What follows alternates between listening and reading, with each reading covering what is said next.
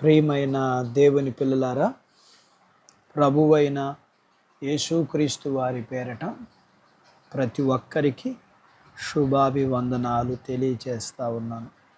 ఈ ఉదయకాలం దేవుని వాక్యాన్ని చదువుకుందాము. పరిశుద్ధ గ్రంథము నుండి యోహాను సువార్త 6వ అధ్యాయము 9వ వచనాన్ని చదువుతున్నాను.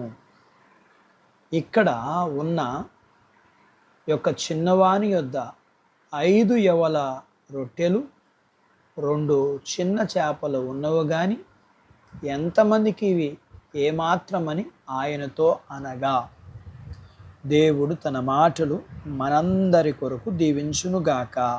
ఆమేన్. ప్రియమైన దేవుని పిల్లలారా, ప్రభువారు ఆయన బోధ చేసిన స్థలాలు సముద్రం దగ్గర, కొండల దగ్గర, దేవాలయాల్లో, సమాజ మందిరములలో, ఇంట్లలో ఇలా ఆయన పలుచోట్ల బోధించారు. అలా ఒకసారి ఆయన కొండ మీద బోధించిన తర్వాత ప్రజలకు ఆయన ఆహారం పెట్టాలనుకున్నారు. అయితే శిష్యులను అడిగారు. ఒకతను అన్నాడు, ఇన్ని డబ్బులు మన దగ్గర ఎక్కడ ఉన్నాయి అని. మరొక శిష్యుని అడిగారు ఆయన. అతను అన్నాడు, ఇన్ని రొట్టెలు మనకు ఎక్కడ దొరుకుతాయి అని. ప్రభువారు ఒక గొప్ప పిలిపిచ్చారు.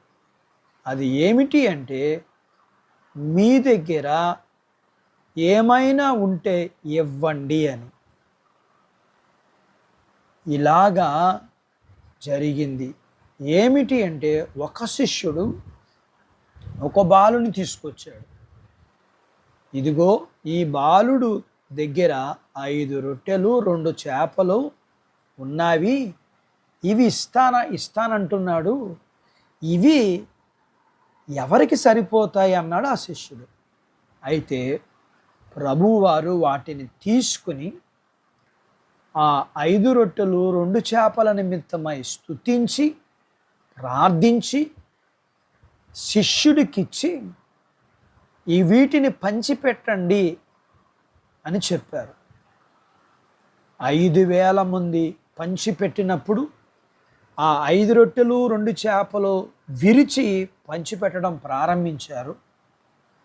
5,000 మంది పురుషులు తిన్నారు. స్త్రీలు పిల్లలు కలిపి 10,000 మంది అయ్యారు.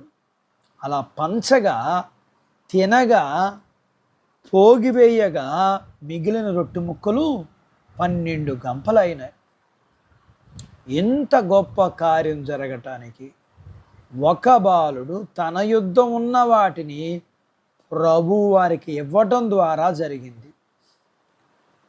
వాక్యం వింటున్న ప్రియమైన దేవుని బిడ్డ, నీ దగ్గర ఉన్నవి అవి ఎక్కువ గొప్పవా అక్కర్లేదు. ప్రభు వారికి నీ దగ్గర ఉన్నది నీవు దేవునికి ఇవ్వగలిగితే, నీవు చేయగలిగింది, నీ దగ్గర ఉన్నది కొంచెమైనా సరే నీవు ఇవ్వగలిగిన మనసు నీకు కావాలి. ఇచ్చే మనసు నీకుంటే నీ దగ్గర ఎన్నో ఉన్నాయి. నీ శరీరము, నీ సమయము, నీ జీవితము, నీ ధనము, నీ బిడ్డలు, అట్టి దేవునికి ఇవ్వగలిగిన మనసు దేవుడు మనకు దయచేయునుగాక. ఆమేన్. దేవుడు తన మాటలు మన కొరకు దీవించునుగాక. ఆమేన్. ప్రార్థించుకుందాం.